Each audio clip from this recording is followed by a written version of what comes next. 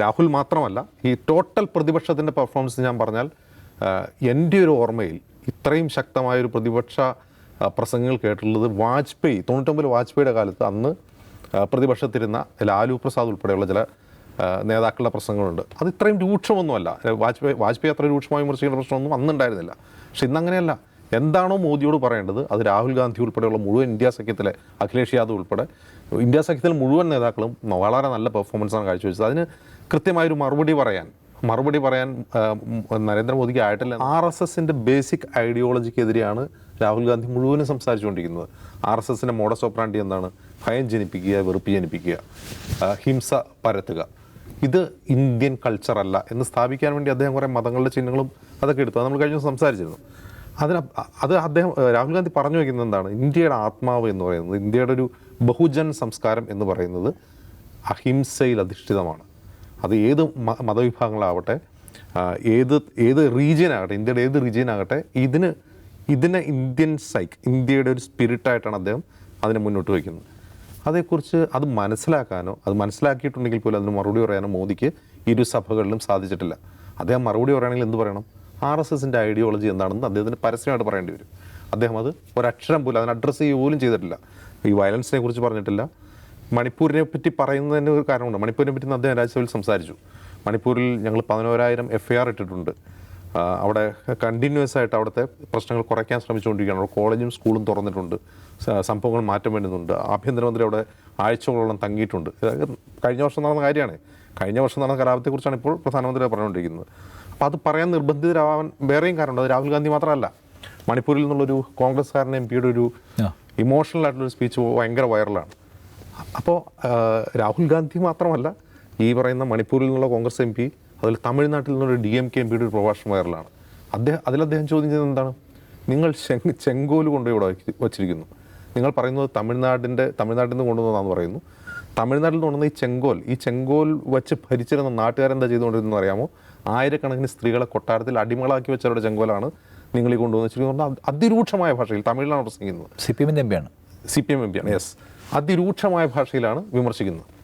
അപ്പോൾ രാഹുൽ മാത്രമല്ല, ഈ ടോട്ടൽ പ്രതിപക്ഷത്തിൻ്റെ പെർഫോമൻസ് ഞാൻ പറഞ്ഞാൽ എൻ്റെ ഒരു ഓർമ്മയിൽ ഇത്രയും ശക്തമായൊരു പ്രതിപക്ഷ പ്രസംഗങ്ങൾ കേട്ടിട്ടുള്ളത് വാജ്പേയി 99 വാജ്പേയിയുടെ കാലത്ത് അന്ന് പ്രതിപക്ഷത്തിരുന്ന ലാലു പ്രസാദ് ഉൾപ്പെടെയുള്ള ചില നേതാക്കളുടെ പ്രസംഗങ്ങളുണ്ട്. അത് ഇത്രയും രൂക്ഷമൊന്നുമല്ല. വാജ്പേയി അത്ര രൂക്ഷമായി വിമർശിക്കുന്ന പ്രശ്നമൊന്നും അന്നുണ്ടായിരുന്നില്ല. പക്ഷെ ഇന്നങ്ങനെയല്ല. എന്താണോ മോദിയോട് പറയേണ്ടത് അത് രാഹുൽ ഗാന്ധി ഉൾപ്പെടെയുള്ള മുഴുവൻ ഇന്ത്യ സഖ്യത്തിലെ അഖിലേഷ് യാദവ് ഉൾപ്പെടെ ഇന്ത്യ സഖ്യത്തിലെ മുഴുവൻ നേതാക്കളും വളരെ നല്ല പെർഫോമൻസാണ് കാഴ്ചവെച്ചത്. അതിന് കൃത്യമായൊരു മറുപടി പറയാൻ നരേന്ദ്രമോദിക്ക് ആയിട്ടില്ല എന്ന് മാത്രമല്ല, അദ്ദേഹം എവിടെ പിടിച്ചു നിൽക്കുന്നത്? ജയറാം രമേശ് പറഞ്ഞു ഇതൊരു മുക്കാൽ പ്രധാനമന്ത്രിയാണ് എന്നൊരു ജയറാം രമേശിൻ്റെ ഒരു വിമർശനമുണ്ട്, പരിഹാസമുണ്ടായിരുന്നു. അതായത് കുറച്ച് നാൾ മോദി പ്രധാനമന്ത്രിയായിട്ടിരിക്കും, അത് കഴിയുമ്പോൾ TDPയുടെ നായിഡു വരും, അല്ലെങ്കിൽ നിതീഷ് കുമാർ പ്രധാനമന്ത്രിയാകും. അതുകൊണ്ട് ഇദ്ദേഹം ഒരു മുഴുവൻ പ്രധാനമന്ത്രിയാണെന്ന് പറയാൻ കഴിയില്ല എന്ന് പറഞ്ഞാൽ അദ്ദേഹം പറയുന്നതാണ് ഞങ്ങൾ അങ്ങനെയല്ല, ഞാൻ എന്നാണ് പറയുന്നത്. BJP ഭരിക്കുമെന്നല്ല, ഞാൻ ഇനി 20 കൊല്ലം കൂടി ഭരിക്കും എന്നാണ് നരേന്ദ്രമോദി പറയുന്നത്. അപ്പോൾ ഇനി 20 കൊല്ലം കൂടി ഭരിക്കുമ്പോൾ മോദിക്ക് എത്ര വയസ്സുണ്ടാവും? 95 വയസ്സ്. 95 വരെ ഞാൻ ഭരിക്കും എന്നൊരു ആത്മവിശ്വാസത്തോടെ അത് പറയുകയാണ് ചെയ്യുന്നത്. അത് എത്രമാത്രം സ്റ്റുപ്പിഡിറ്റി ആണെന്ന് അദ്ദേഹം വിചാരിക്കുന്ന പോലുമില്ല. അത് പോട്ടെ. ഞാൻ പറയുന്നത് അങ്ങനെ രാഹുലിൻ്റെയോ അല്ലെങ്കിൽ പ്രതിപക്ഷ സഖ്യത്തിൻ്റെയോ അതിരൂക്ഷമായ വിമർശനങ്ങൾ, അതിരൂക്ഷ വിമർശനം കഴിഞ്ഞ 10 വർഷം രാജ്യം നേരിട്ട എല്ലാ തരത്തിലുള്ള പ്രശ്നങ്ങളുടെ മൂല കാരണം ചൂണ്ടിക്കാട്ടിയുള്ള ഒരു പ്രശ്നങ്ങൾക്ക് ഒരു മറുപടിയും നരേന്ദ്രമോദിയുടെ ഭാഗത്തുനിന്ന് ഉണ്ടായിട്ടില്ല.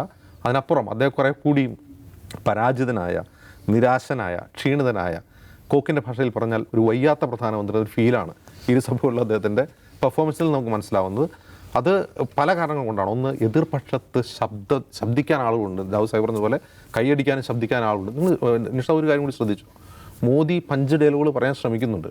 ഒരാൾ പോലും മേശപ്പുറത്ത് കൈയടിച്ച് പ്രോത്സാഹിപ്പിക്കുന്നു. മുമ്പ് അങ്ങനെ ആയിരുന്നില്ല.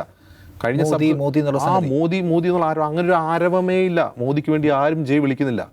മോദിക്ക് വേണ്ടി എഴുന്നേറ്റ് നിൽക്കുന്ന ആരാണ്? അമിത്ഷായാണ്. മറ്റ് MP ആരും എഴുന്നേറ്റ് നിൽക്കുന്നില്ല. അമിത്ഷാ എഴുന്നേറ്റ് നിൽക്കുന്നു, അതുപോലെ രാജ്നാഥ് സിംഗ് എഴുന്നേറ്റ് നിൽക്കുന്നു. അങ്ങനെ പ്രധാനപ്പെട്ട ആളുകൾ മോദിക്ക് തന്നെ എഴുന്നേറ്റ് എന്ന് പറയേണ്ടി വരുന്നു. എന്നല്ലാതെ മോദിക്ക് വേണ്ടി ശബ്ദിക്കാനോ എഴുന്നേറ്റ് നിൽക്കാനോ ആരുമില്ല എന്നുള്ളത് ഞാൻ ഈ ഇലക്ഷൻ റിസൾട്ട് വന്നപ്പോൾ പറഞ്ഞ ഒരു കാര്യം. ഇലക്ഷനിൽ BJP തോറ്റുപോകുന്നതിനേക്കാൾ, മോദി തോറ്റുപോകുന്നതിനേക്കാൾ വലിയ ശിക്ഷയാണ് ഇങ്ങനെയൊരു ശക്തമായ പ്രതിപക്ഷത്തോടെ അദ്ദേഹത്തെ വീണ്ടും പ്രധാനമന്ത്രിയാക്കിയ ഇന്ത്യൻ ജനത മോദിയോട് കോൺഗ്രസിന്റെ സൈബറും ഭയങ്കര പണിയെടുക്കുന്നുണ്ട്, ഭയങ്കര സോഷ്യൽ മീഡിയ അവർ ഇളക്കി മറിക്കുകയാണ്. സൈബർ വിങ് മാത്രമല്ലെന്നേ, ഇത് മൊത്തം ഇന്ത്യ സഖ്യത്തിന് ഉണ്ടാക്കിയ ഒരു ആത്മവിശ്വാസമുണ്ട്. ആ ആത്മവിശ്വാസം നമുക്ക് സഭയിൽ കാണാൻ കഴിയും, പുറത്തും കാണാൻ കഴിയും എന്നുള്ളതാണ്. മുമ്പ് അങ്ങനെയല്ല. 10-40 MP മാത്രം ഉണ്ടായിരുന്ന ഒരു പാർട്ടി അല്ലല്ലോ കോൺഗ്രസ്. കോൺഗ്രസ് മാത്രമല്ല, ഇന്ത്യ സഖ്യം എന്നുള്ള ഒരു പാർട്ടിയായി മാറിയിരിക്കുന്നു. ഒരു മുന്നണി എന്നതിനേക്കാൾ ഒരേ ഐഡിയോളജിയുള്ള ഒരു പാർട്ടിയായി മാറിയിരിക്കുന്നു. ഐഡിയോളജിക്കൽ ഒരു ഭിന്നിപ്പും കാണിക്കാൻ കഴിയാത്ത ഒരു പാർട്ടി സംവിധാനമായി ആ മുന്നണി പാർലമെന്റിൽ മാറിയിരിക്കുന്നതാണ് ഏറ്റവും ശ്രദ്ധേയമായ കാര്യം.